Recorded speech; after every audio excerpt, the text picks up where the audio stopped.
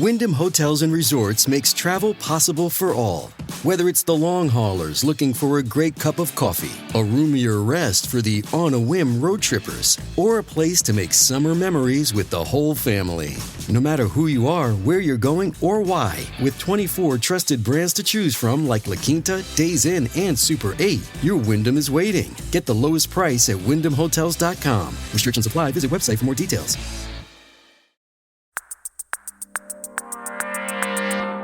Today on CityCast Chicago, pro-Palestinian protests emerge at colleges and high schools across Chicago. Did the former candidate for governor collude with a super PAC, and an iconic blues bar is reopening in Greater Grand Crossing? To help me break it all down, I'm here with Crane Chicago Businesses' Lee John Greco and Block Club Chicago's Maxwell Evans. It's Friday, May 3rd. I'm Jacoby Cochran, and this is what Chicago's talking about.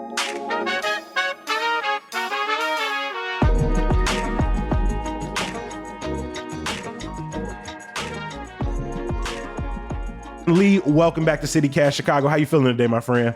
I'm good. I'm so happy to be here again, Jacoby. Nice to see and hear from you again. Hey, it is always good to see you and have you on the mic. And Maxwell, welcome back. Yeah, thanks for having me. I'm feeling beautiful with this weather, as I'm sure everybody is. I am glad that it is finally getting a little bit better. I'm not gonna lie, those like 30-degree April days were starting to get to me a little bit. They were starting to get to me. If you are new to CityCast Chicago, every single Friday, we like to bring in friends, these amazing voices from across the city of Chicago, to find out what stories were they paying attention to this week. But before we jump into those top stories, I have to check in on the episode we did earlier this week, which was our official guide to May, where we give you some of the events we're looking forward to, some tips for surviving May. So I got to ask our guest today, what's something in May you are looking forward to? Lee, I want to start with you. What is on your May radar? Yeah, so I know this is not technically Chicago-based, but I got to give a shout out to my cousin Vanessa. She's getting married in 2 weeks. Come on. So that's back in Buffalo, so it'll be like a fun Buffalo wedding. Her husband's a big Bills fan, so I'm sure we're going to play Shout at the wedding because, you got to at a Buffalo wedding, right? No, Bills Mafia travels well, whether they are just at the bar, at the game, or at somebody's wedding. I guarantee somebody will probably be in a jersey jumping through a table at some point. Oh, yeah, totally. I don't know that I'm going to do any table jumping at the wedding, but we'll see how it goes. I'm always worried if insurance covers that. But yeah, I'm looking forward to that. And just like you guys said, the weather, I was on the lakefront yesterday. Weather was great. Also, I feel like I missed the memo. Everybody was like coupled up. I think as soon as it gets warm in Chicago, people just go feral. And it wasn't too much PDA. It was a nice amount of PDA. But I'm telling people not to let it get too out of hand, okay? Just enjoy the weather. There are kids around, all right? Lee, you have been our singles correspondent before. I remember, I think last summer, 2 summers ago, we were talking about the Logan Square Horny Farmers Market. And Farmers Market season is during this month. It's picking back up. You going to be back out there at the Farmers Market? I mean, listen, regardless of my status, whatever it is, I love the farmer's market. I like to get a nice bouquet. I like some cheese. I got my coffee, like the farmer's market itself is a good place to go. Branding aside, I'll still be there for the jam. I'll be there. Max, what about you? There's so much to look forward to in May. What is something that's on your calendar for sure? Yeah, so I've got a couple. First off, I have to shout out my youngest brother because it's his birthday in May, and I always see, I can never keep straight what his actual birthday is, and I finally put it in my calendar, got the day down. I'm going to remember to tell him happy birthday on the actual day, so that's the first big one. And then a few days after his birthday, I've got Freddie Gibbs and Madlib are playing at the Assault Shed on May 19th. When they first came together, it's like 13, 14 years ago at this point, I think. I've been a fan since day one, a fan since Pinata dropped, especially. That's kind of when my fandom amped up. And so, I love Freddie Gibbs, one of my favorite rappers, but it's really Madlib, maybe my second, third favorite producer of all time. Getting to see him in person is just going to be I'm so pumped for that. And I've gone to a few things at Salt Shed. I enjoy it. I enjoy it. I think the sound is really good. I think regardless of where you're standing on the floor, you get a pretty good view. If people want to know some of the things I'm looking forward to in May, things like taking my mom out for a Mother's Day brunch at Dawn AM Eatery, then please listen to our episode that dropped earlier this week. As I said earlier, every week we like to bring in some folks to break down some big stories as well as some underhyped stories from the week. And we have to start with pro-Palestinian protests emerging at colleges and high schools across Chicago. Let's be clear. There have been demonstrations at high schools and colleges already. There have been marches and rallies. But what we've seen this week in particular is unique, as it is sort of following in the footsteps of larger protests at universities at other parts of the country. Lee, I want to bring you in here as you have been following this week. Exactly what took place this week at some of the colleges in Chicago, whether it was U Chicago or DePaul? Yeah, so we're seeing, these protests really amp up. DePaul started encampments. You had over at Northwestern. That's kind of the most interesting case so far, I think, to follow. And my colleague, Brendan Dupre, has been doing all the work on this because he covers higher ed for us at Cranes. But it's been really fascinating watching what's happening at Northwestern compared to what's happening on our two other coasts, whether it's UCLA or, of course, as I'm sure everybody's been following what's happening at Columbia, the huge police presence there the other night. Northwestern, meanwhile, earlier this week, their president, Michael Schill, was getting a lot of praise for basically, brokering a peace agreement on the campus. And so, he gave in to some of the demands of the protesters. They are going to look into the school's investments a little more. But then we see later in the week that Midwest ADL, that's the Anti-Defamation League, is calling for Schill's removal. And then later on, 3 Jewish students filed suit over the encampment. So it's just interesting what's happening right now in this conversation around what's happening in Gaza, because you have these groups like Midwest ADL who are saying that what's happening in these encampments is anti-Semitic. And, in every major protest, there are going to be a few bad actors. But I think kind of the question here is, how are you defining anti-Semitic? And that's something that the ADL has been grappling with on a national scale, not just Midwest ADL. There was a very good story in The Guardian about this a couple weeks ago, looking at ADL's own ranks, who some of the people that work there were saying, hey, you can't just say that speaking out against the state of Israel is anti-Semitic. We should really stick to our original goal. But it's very murky. So I think we're kind of seeing that happen now on kind of a local level, and that's why President Schill seems to be getting a little more backlash after something that he was previously praised for. Because again, things seem relatively calm in Chicago so far. We're not seeing these big police clashes. As a university professor myself, and the idea that they are sort of naive or they are somehow being riled up from the online woke mob, as conservative channels have tried to portray these protests, is ridiculous. People have been forced to live in tents, to live on the move, as their homes, as their neighborhoods have essentially been wiped out since this bombing campaign started nearly 6 months ago. So I have to say, for students to put themselves in the position where they're clashing, like we saw in Columbia, against a full militarized police force that is coming in with tear gas, in some spots they're coming in with rubber bullets, to sort of reframe that as these are just woke kids on a campus who've been riled up by the internet, seems disingenuous and disheartening. Max, I know you have written about this as well. How have you been following these protests this week? Yeah, so I've been covering the U Chicago encampment, which started on Monday, and I was out there for a good chunk of the day on Monday. And I think what you were saying about the idea of students being naive with this is, that's in direct contrast to what I experienced out there. The example I kind of lean on is, as I was trying to report on this, I was going around talking to like one of the students that had been kind of vetted and talked to with the organizers beforehand.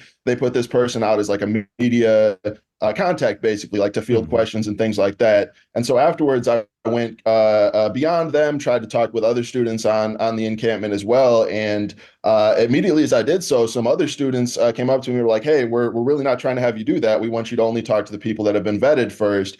And so I had a really interesting back and forth with them where I was like, I understand that, I respect that, but I'm also here to do my job and like talk to as many different perspectives as I can and try to get beyond just the line that the main organizers are pushing. And so immediately after we had that conversation, they were very respectful, very understanding to me. And then they got on the megaphone and were like, "Do not talk to the press if you have not been cleared with us." And I think that shows me that this is not like a spur of the moment thing. This is not like we haven't thought about this, we're just acting irrationally type thing. Even though it made my job harder, even though I don't necessarily agree with that, and I think that I would really appreciate the chance to get a diverse view, a view on what this encampment represents.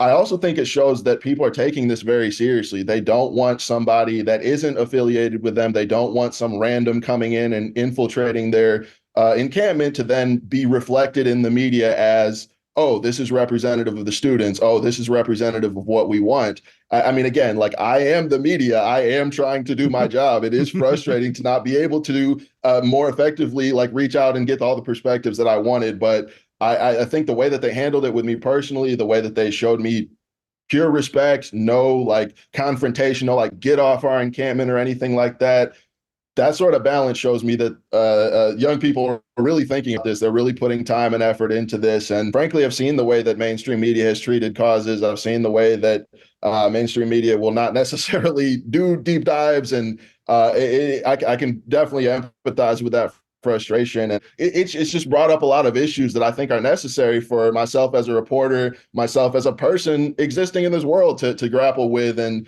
not kind of like, I don't know, summarize it as in like these are sides against each other, but yeah, try to understand how can we reflect the world that we live in properly. And I like what you just said, Max, in terms of how movements have been betrayed, because I think we also have a revisionist history. We occupy such a small space and time in our own country's history. And we forget, because now you look at abolitionists and you say, those are heroes. No, those were marked as traitors. You looked at anti-war protesters as, oh man, they were really standing up for something on university campuses. Yeah, they were called communists, right? The Occupy movement that tried to call out billionaires, they were called kooks, right? I understand, because like you all, I am someone who is trying to understand and trying to listen and trying to get interviewed, but I'm also someone who has just sort of lived in a space in which I understand now the media is a lot more complicated, a lot more diverse, that there are people like yourselves who are out here trying to understand stories thoroughly. I do think it's important that people understand, though, what are largely the demands being made, because what can get lost in this conversation of tactics and how we should go about protesting and when and where and what's appropriate and what goes against university policy, in you all's understanding, what are students asking their universities to do? Yeah, so I know at University of Chicago, they've had a pretty clear outlining of divest, disclose, and repair. That's to divest from companies that are essentially that they view as profiting from the war, to disclose the university's ties to weapons manufacturers, and to repair in the form of reparations for not only Palestinians, but for Southsiders, as this has kind of been a moment to draw attention to the university's relationship with the Southside community that it inhabits. And so, yeah, those are the demands at University of Chicago, trying to get more transparency out of the university, and get them to acknowledge what's been going on in Gaza, and denounce it essentially. So yeah, divest, disclose, and repair are kind of the recurring themes that you hear at the U Chicago encampment. Obviously, we are going to continue to follow this moving forward. It doesn't look like these protests are going to end anytime soon. And as we get closer and closer to DNC, it has a good feeling this will be a summer of protests, as Chicago is very familiar with.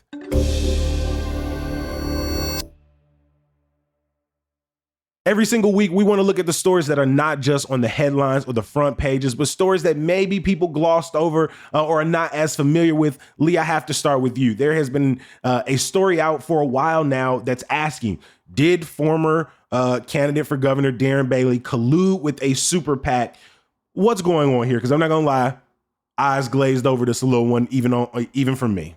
Okay, well, let me take you back a little bit to super PACs, right? Okay, we all remember Citizens United, right? Or maybe we don't. But basically, what a super PAC is, it's called an independent expenditure group.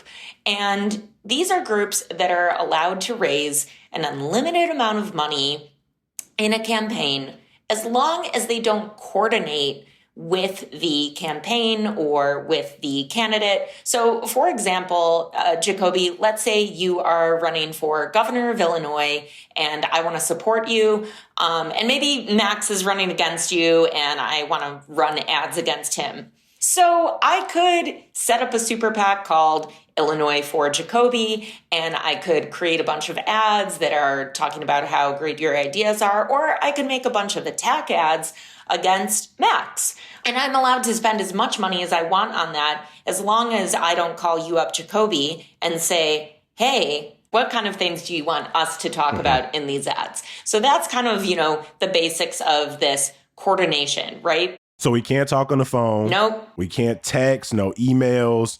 What if we in the coffee shop at the same time and you sitting like a table over and I'm sitting with my back to you in a newspaper and you're just being like, man, I wonder what the gubernatorial candidate wants, if they want attack ads, if they want things laud in their benefits. And you just sitting there and you go, oh, attack their ass. That's what I would do. But we're not really talking to each other. Like, is that okay or no?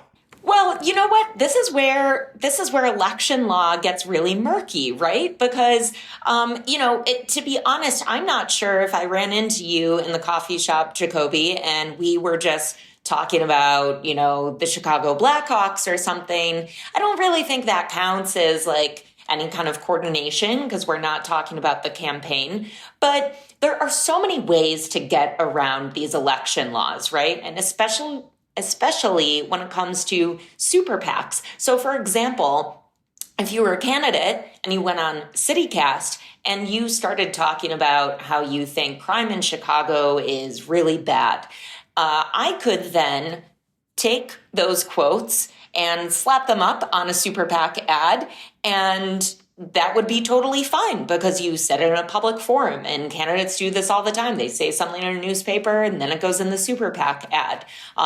Or if you had a bunch of, say, B-roll on your campaign website, I could go ahead and use that because it would be in, it's fair use, it's public use. And that's not exactly coordinating, but it is using a lot of the things that you said. I'm not going to talk to you directly, but I'll just sort of shout these things out. And if you got ears or some other auditory device to pick up these wavelengths I'm putting out, maybe you take them and say, that's what I should use to move forward.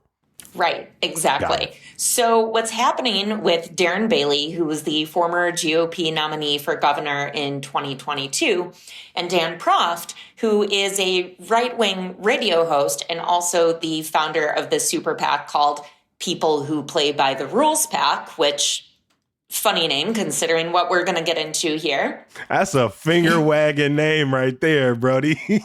So the day after the Illinois primary in 2022, Dan Proft summons Darren Bailey and Bailey's campaign manager, Jose Durbin, and this is where it gets really on the nose Chicago politics, the back room of a Chicago area country club.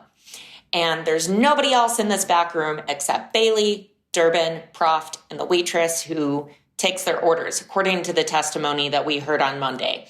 And during this meeting, Dan Proft slides over an envelope that he says contains $20 million from conservative mega donor Dick Uihlein.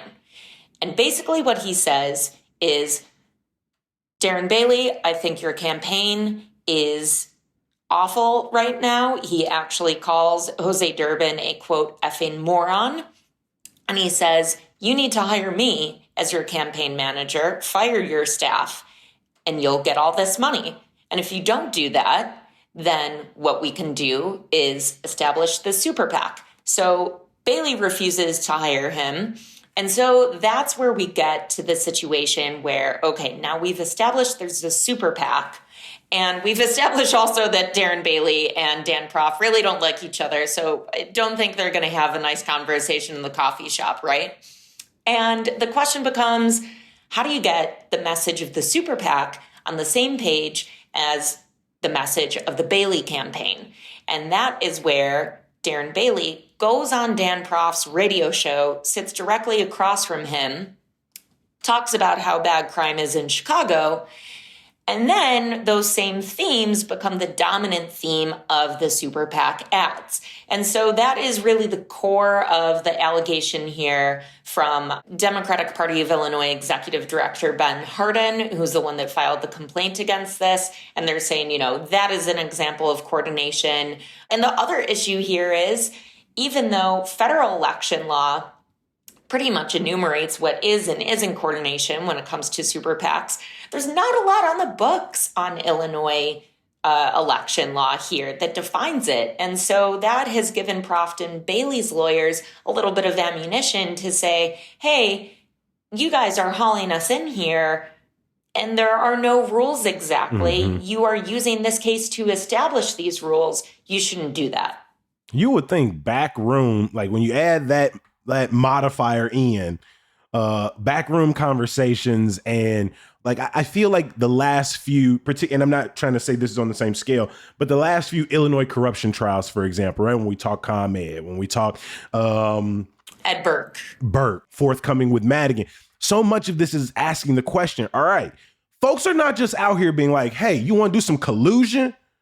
Right? You want to do some racketeering? Let's get it in, baby. I'm trying to be corrupt. That's not what's happening.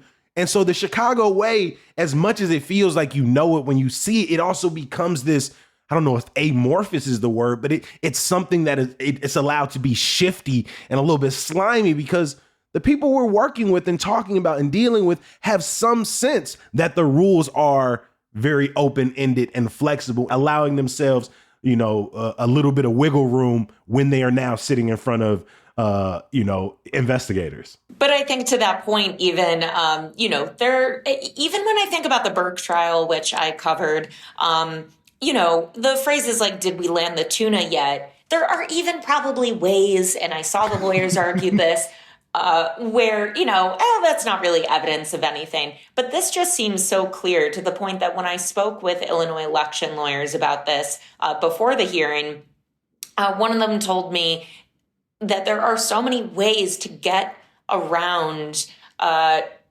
super PAC laws, which are already, as you said, pretty amorphous. And they didn't do any of those. And this election lawyer said, it seems to me they were just being very stupid. So, unlike the Burke trial, where there's a little bit more finesse that I saw. There's none here. There's none.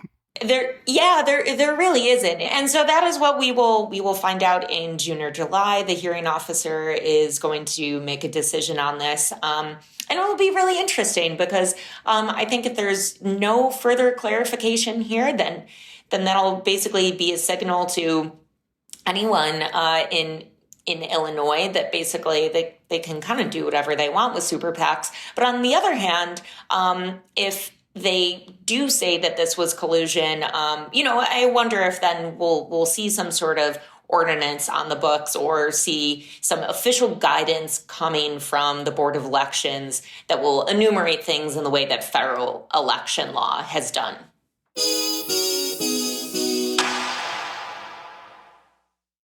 To the next one, Max.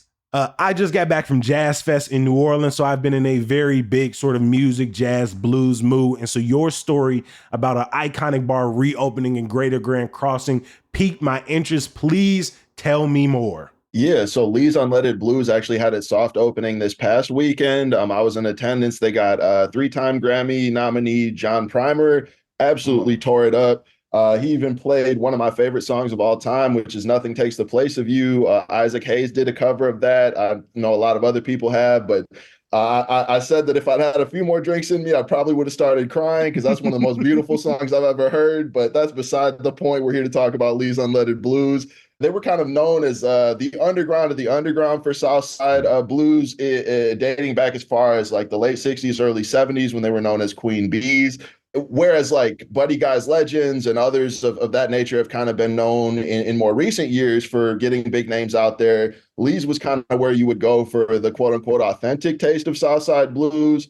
And so when they closed almost a decade ago, it was really taken as a loss to the community. It was taken as like a real institution that its future was a little murky at that point. But a few years later, Warren Berger, who owns Club Escape, a very famous and historic Black gay bar on the South Side, he took that over apparently at the behest of Leslie Hairston, who was the Fifth Ward alderperson at the time. And yeah, since then they've been on a few years journey to renovate the place, obviously navigate COVID and all the impacts of that on venues and businesses. And yeah, this weekend was kind of the culmination of that, bringing together a very, very famous guitarist. I mean, this was Muddy Waters' last guitarist before he died. And so this is a real legend that they got to come and reopen the space.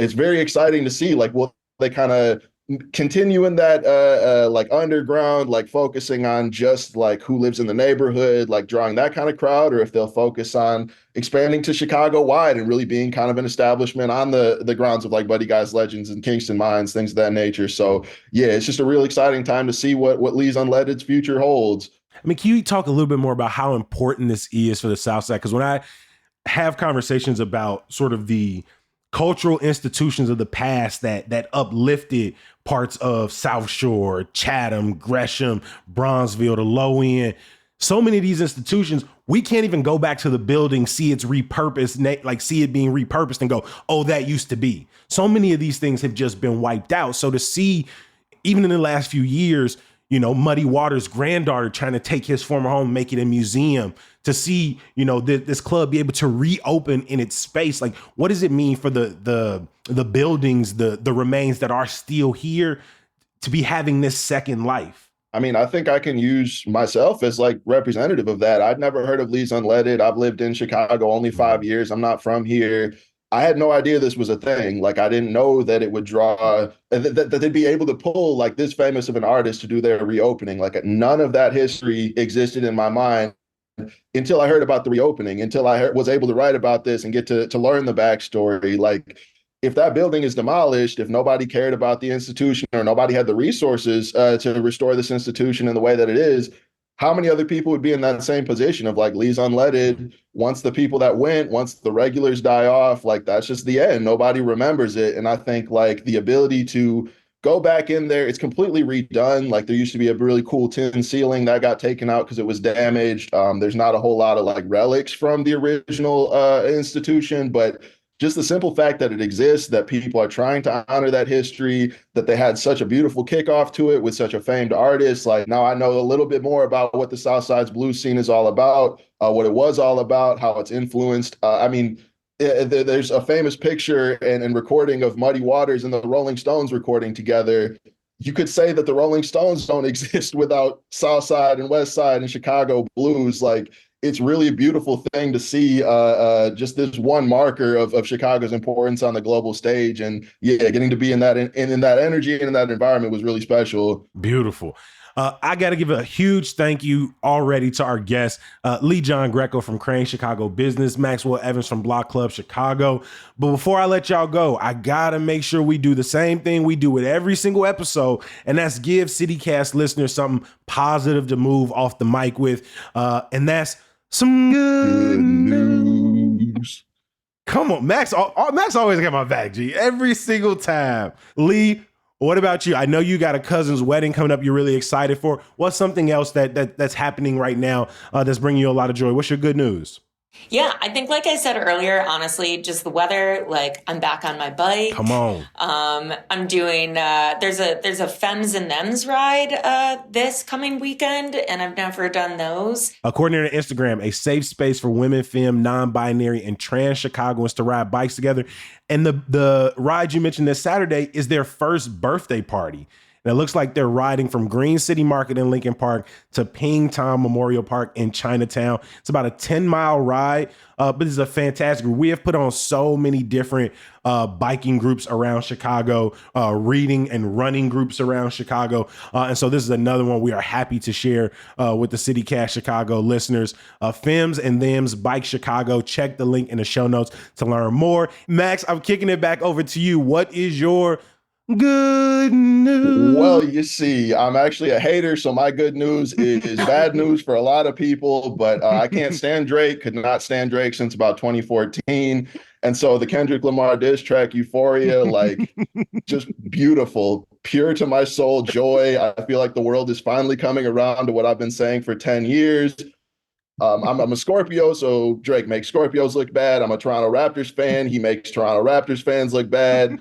Wow. Everything that I love. You are adding your own scathing bars to an already 6-minute track. And it is such good, beautiful springtime news to just see the world turn against him in ways that I've been calling for literally a decade. So yeah, my good news is celebrating people's downfalls, being the villain, like that. Yeah, that's my good news. No, I love that. As soon as it dropped on Tuesday, which was my birthday, so it felt like a birthday gift at 8:24 in the morning LA time.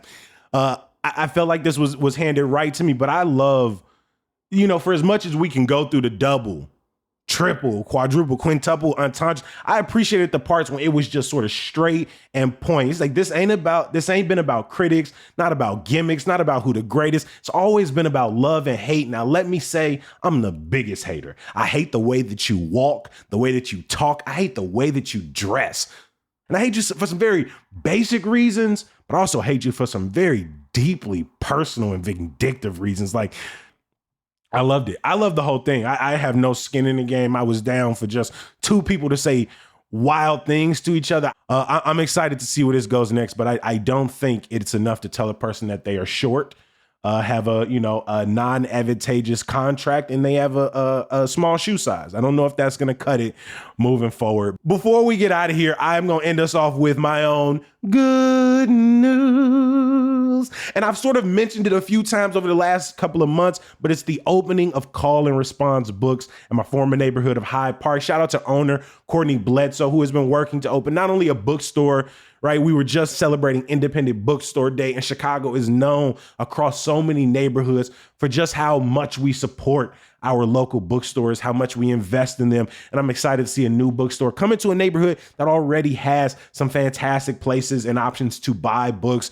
to check books out at the library. And so just to see another bookstore being added to the ecosystem is amazing. And as I've mentioned before, I'm hosting an event there in a couple of weeks with our good friend Ariane Nettles in celebration of her book, We Are the Culture. But again, I just wanted to give another shout out to Courtney Bledsoe to have her dream being realized. And finally, for the store's grand opening to be this Saturday. I'm just very excited for them. I'm excited to give them some of my money. As all of my friends know, I'm going to spend the money on books. All of the stories we have talked about today, the best place to learn more is to head into our show notes. I have to give another huge thank you to our guest today from Block Club Chicago, Maxwell Evans. Thank you for making time for us, my friend. Yeah, thanks for having me on, and I'm sure I'll be back. Yes, sir. And from Crane, Chicago, Lee John Greco. I can't wait to have you back for a Friday news roundup, to watch another Chicago classic, whatever it is. I appreciate you making time. Thanks, Jacoby.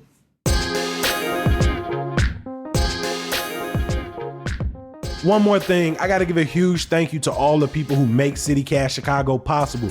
Our executive producer is Simone Alicea. Our producer is Michelle Navarro. Our newsletter editor is Sydney Madden. We had additional help from roving editor Adrian Gonzalez. The music we all love is from All the Kimonos, Mark Greenberg from the Mayfair Workshop, and of course the homie Sam Thousand. And my last thank you, as it is every episode and every week, is for you, the people who listen to CityCast Chicago, who read Hey Chicago, who put us on with their friends and their family, who leave us a review wherever they listen to the podcast, and also give us that 5-star rating. And of course, the people who gonna be back here bright and early on Monday, y'all are my most favorite. I know I'm not supposed to have favorites, but I do. I'm gonna talk to y'all then. Peace.